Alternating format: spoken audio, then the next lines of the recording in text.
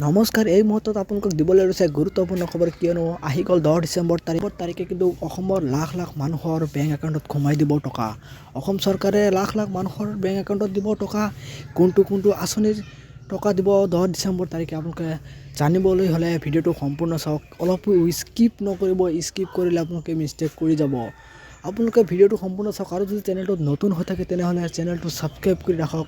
এনেকুৱা ধৰণৰ ইনফৰ্মেটিভ ভিডিঅ'বিলাক সকলোৰে আগত চাবৰ কাৰণে, আৰু যিসকলে অলৰেডি ছাবস্ক্ৰাইব কৰি ৰাখিছে তেওঁলোকক বহুত বেছি ধন্যবাদ জনাই।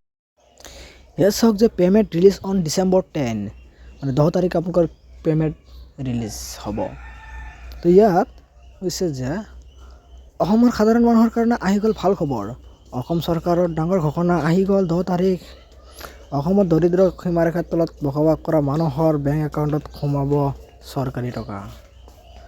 অসম চৰকাৰে 500 টকাৰ পৰা আৰম্ভ কৰি 1250 টকালৈকে অসমৰ সাধাৰণ দৰিদ্ৰ মানুহৰ বেংক একাউণ্টত সোমাই দিব টকা।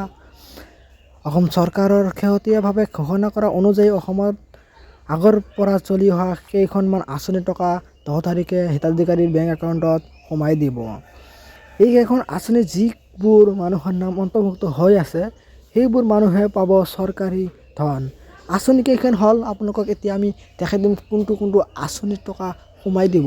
তো ভিডিঅ'টো আপোনালোকে স্কিপ নকৰিব। আপোনালোকে যদি চেনেলটো ছাবস্ক্ৰাইব কৰা নাই তেনেহ'লে চেনেলটো ছাবস্ক্ৰাইব কৰি ৰাখক এনেকুৱা ধৰণৰ ইনফৰ্মেটিভ ভিডিঅ' আগলৈ চাবৰ কাৰণে। আৰু যেতিয়া চাওক স্কিম ডিটেইলছ আপোনাৰ আঁচনিসমূহ। 1 নম্বৰত আছে আপোনালোকৰ ইন্দিৰা মেৰী সৰ্বজনীন বিধৱা পেঞ্চন আঁচনি। 2 নম্বৰত দীনদয়াল দিব্যাংজন সাহায্য আঁচনি। 3 নম্বৰত শ্বহীদ কুশল কোঁৱৰ বৃদ্ধ পেঞ্চন আঁচনি। 4 নম্বৰত বৃদ্ধ আৰু বিধৱা পেঞ্চন আঁচনি। 5 নম্বৰত ৰাষ্ট্ৰীয় দিব্যাংগ আঁচনি। 6 নম্বৰত অৰুণোদয় আৰু অৰুণোদয় 2.0 আঁচনি। আৰু 7 নম্বৰত পঞ্চায়ত প্ৰতিনিধিসকল। তো আপোনালোকৰ এইকেইটাই আঁচনি আছিল। 10 ডিচেম্বৰ তাৰিখে আপোনালোকৰ এইকেইটাৰ পে'মেণ্ট ৰিলিজ কৰিব। তো 10 ডিচেম্বৰ তাৰিখে আপোনালোকৰ এইকেইটা আঁচনিৰ টকা বেংকত সোমাই যাব।